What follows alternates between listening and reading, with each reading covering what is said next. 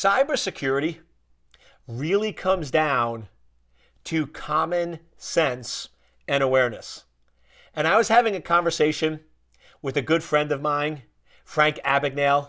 If you're not familiar with him, he was who was featured in the movie and the book Catch Me If You Can. And he actually just came out with a new book. It's a great book. Definitely recommend you pick up a copy of it. And I was just talking to him about the book and what was in the book. And he goes, Eric, really what I'm saying in the book is use common sense and be aware of your surroundings, because most hacks are just taking advantage of people that are unaware. And I say, well, can you give me a few examples? He goes, sure. IP cameras in people's homes.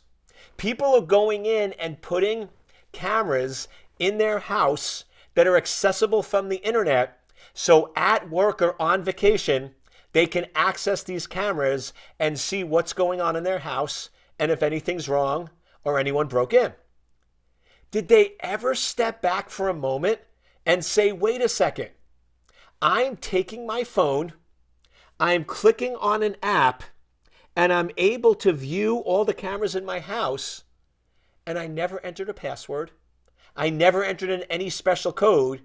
So doesn't that mean that it would be fairly easy for an attacker to also hijack and get access to those cameras? And he goes, when I say this at presentations and I say this at conferences, people are like, you're a genius. And I'm like, no, I'm not. People are just not thinking about the exposure. Same thing. What is the probability that you're going to get an email from your bank or from your boss at 10 p.m. at night saying that you must click on this link right now in order to prohibit somebody from wiping out your bank account, or your boss might say, I need you to review this document immediately and provide me feedback?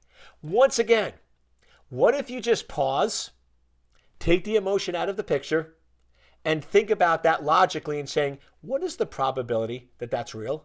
And even if you think it is, why don't you do out-of-band verification? Why don't you go in and call your boss or check with the bank and verify?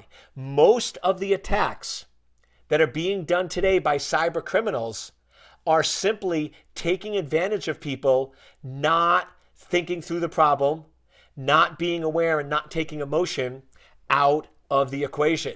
So learn from my good friend Frank Abagnale. You can definitely get his book, but he gives a lot of examples that if you want to be safe in cyberspace, just be aware, implement common sense, and step back and think, what is the exposures and what is the risk?